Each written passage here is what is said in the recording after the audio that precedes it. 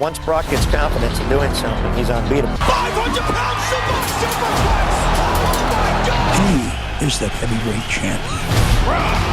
Lesnar! And here we I have never go! failed a drug test. Can you see me now? Can you see me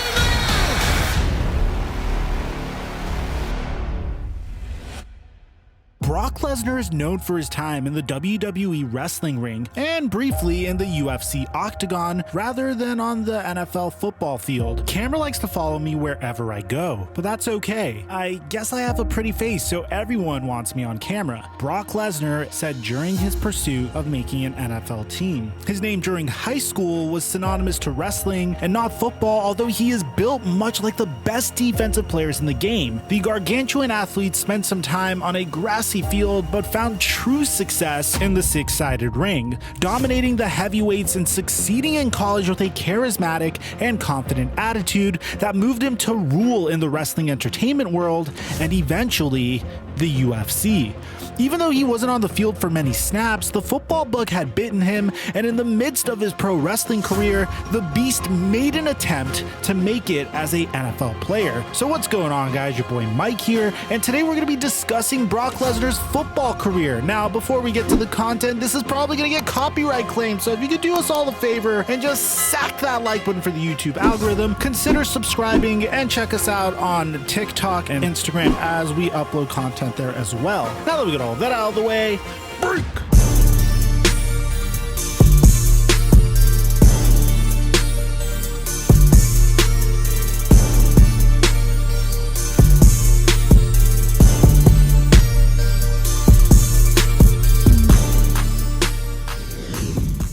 Mic check 1 2 1 2. They say that milk does a body good and grows strong bones, and if that's the case, Brock Lesnar clearly drank a lot of milk growing up. Just like his nickname, The Beast, he literally looks like one. I mean, look at the man. Milk was readily available as he grew up on a dairy farm in Webster, South Dakota. By the time he was 18, he had grown to 6'3" and 286 pounds. His toughness was formed working with heavy farm machinery and battling his two older brothers in all kinds of sports and sibling rivalry games to further his athletic prowess. He played defense on his local football team, but he was tall, skinny, and hadn't really grown into his body for most of his high school career, and enjoyed spending the cold North Dakota winters on the wrestling mat, where he earned third place in state his senior year in 1995. His high school wrestling coach, John Shiley, said of Lesnar's attitude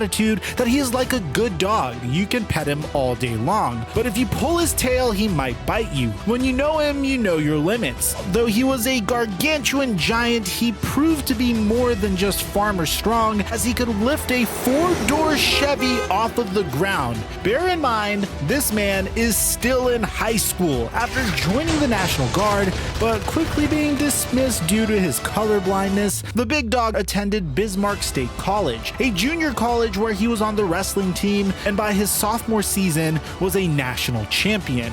Then, a powerhouse of a wrestling school came calling, the University of Minnesota, which is pretty much like the University of Alabama for college football, but for wrestling. That junior year, Brock Lesnar earned the conference championship and was a heavyweight national champion runner-up while losing very few matches. During his senior season, he outdueled the country's best and earned the NCAA Division I national champion crown in the heavyweight division. His match record in all 4 years of college was 106 wins with only 5 losses. His high school coach knew from the start that he would have to go far in anything he attempted, saying that he and I always had a special understanding. We made goals very lofty and we wanted to achieve them. Lesnar would then join the WWE just after college, first starting in the Ohio Developmental League and then making his TV debut with the big boys in 2002. Lesnar was bursting with muscles and taking down anyone who got in his way, but his brute strength may have been obtained unnaturally. In 2001, Brock Lesnar was arrested in Louisville for suspicion of possessing large amounts of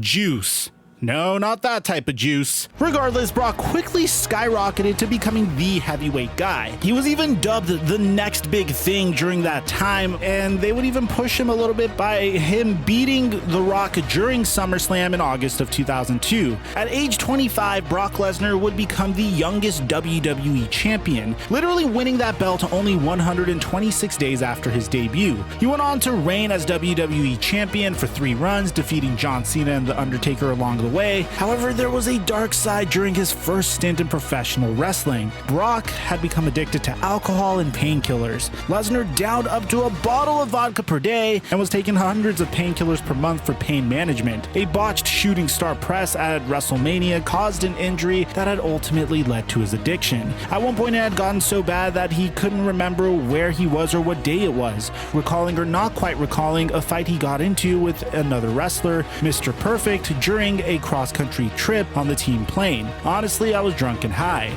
I couldn't even tell you what happened. All I know is when we got off the plane, we got reprimanded and that's it. Then, just a week before WrestleMania in 2004, rumors were flying that Lesnar was leaving the WWE to pursue a career in another professional sport, and it would require him trading his briefs for thigh pads. The good news is, at this point, Lesnar had been clean, off of alcohol and substances for almost a year. Brock Lesnar announced that he had left the WWE to make another dream of his come true, making a NFL team. Lesnar was a superstar athlete in the entertainment industry, but not in a true professional sport, and he was 27 years old. Because although it had been almost 10 years since he was training for football, in his late 20s, Lesnar started working towards a career on the gridiron and put the effort and time in to make an NFL team. Lesnar's high school coach said that he's always been an extraordinary athlete, though if he studies something and wants to do it, he'll get it done. It could be bowling, and he'll be the best bowler after a while.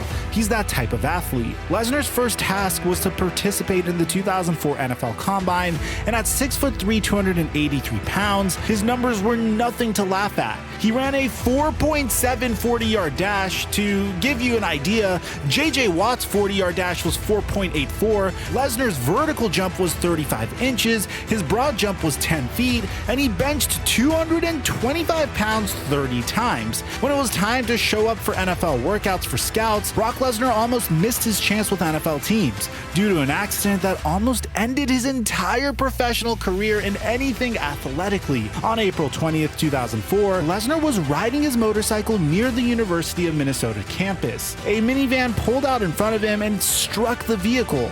He was transported to the hospital where doctors removed glass from Lesnar's forehead and he received several stitches. Although he was still overcoming his injuries, he tried out for the Minnesota Vikings on June 11.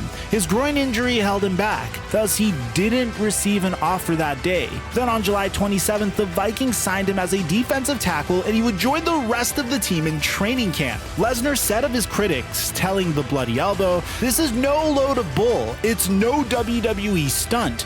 I am dead serious about this. I ain't afraid of anything and I ain't afraid of anybody. Now people say I can't play football and that it's a joke. I say I can. I'm as good an athlete as a lot of guys in the NFL, if not better." So that July, Brock Lesnar pulled on a number 69 practice jersey.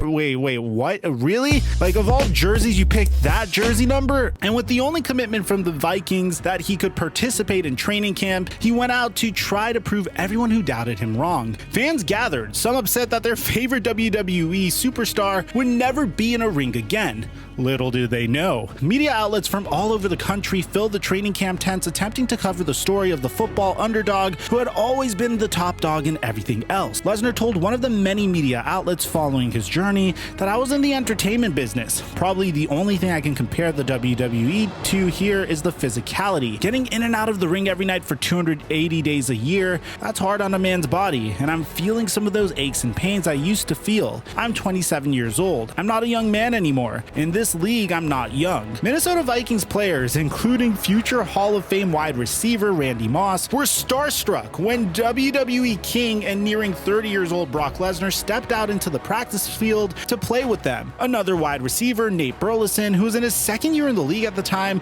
would wake up early on Saturday mornings to watch professional wrestling as a kid, and he recalled a very entertaining story about Lesnar at camp for a CBS segment. segment. First, Burleson started off describing Lesnar on the football field, saying he was a different kind of dude that cracked the pavement every single time he walked in and could literally lift the house. And thus, Lesnar was proving that he was putting in the work to make the team, and it wasn't just a made-for-TV moment. Then Burleson recalls how during one humid training camp practice, where the Minnesota Vikings invited the Kansas City Chiefs for a joint practice in Mankato, and during that practice, the former WWE champion suplexed a member of the Kansas City Chiefs who had made a cheap shot against his teammate. Burleson said Dante Culpepper gets shoved in the back, looks around and identified the guy. Brock runs over to him, picks him off the ground, and asks Dante who did it. Brock is a monster, so when Lesnar finally got his hands on this dude, he gave a grown man a full-blown suplex. I mean, Brock drove him down to the express lane of Suplex City and back again. A writer for a newspaper out of Sioux Falls, South Dakota,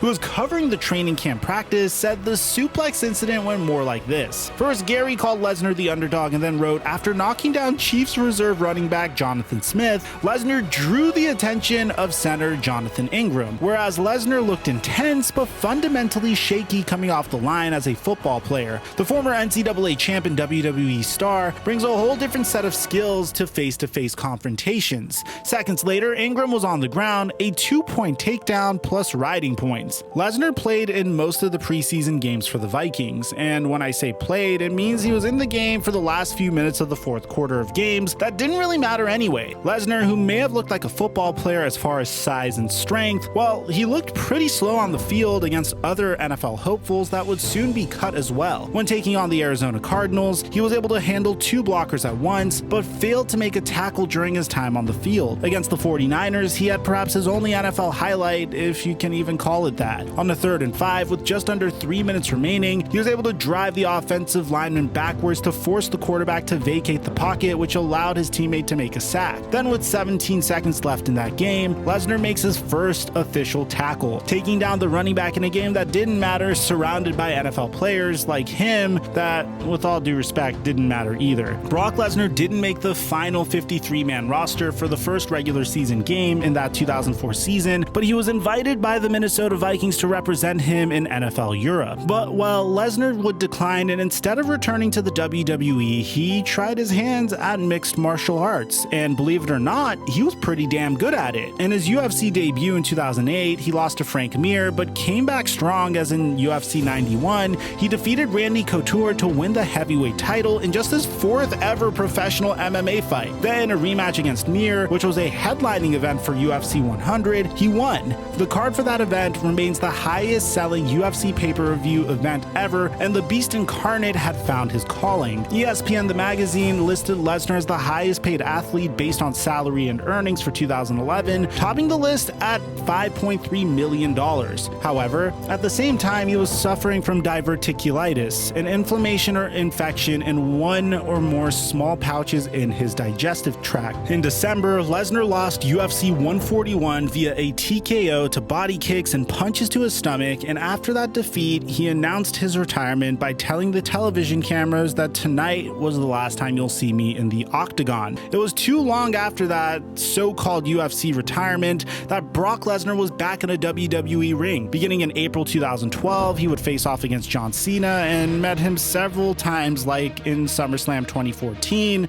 and he would also end The Undertaker's infamous winning streak. Brock Lesnar became a world champion 5 times as the WWE's Universal Champion in 2017, 2018, and 2019, and out 503 days served as the longest Universal Champion in WWE history. In the midst of that WWE run, he returned to the UFC, and what WWE had said, they granted Lesnar a one-off opportunity to compete in UFC 200 in 2016. In the unanimous decision win against Mark Hunt, Brock Lesnar secured a record $2.5 million UFC purse that would later be broken by Conor McGregor. In August of 2016, Lesnar was suspended for testing positive for clomiphene. By December, he was banned for 1 year by the NSAC, and the result of his fight with Hunt was ruled a no contest. Although there were rumors that Lesnar was interested, Brock Lesnar could return in 2023 to challenge Roman Reigns for the Universal Championship Championship at WrestleMania 39. If he does, hopefully he will be sporting his ponytail goatee and his oversized biceps to complement his forehead wrinkles, as he will be on the downhill slope to 50 years old by then.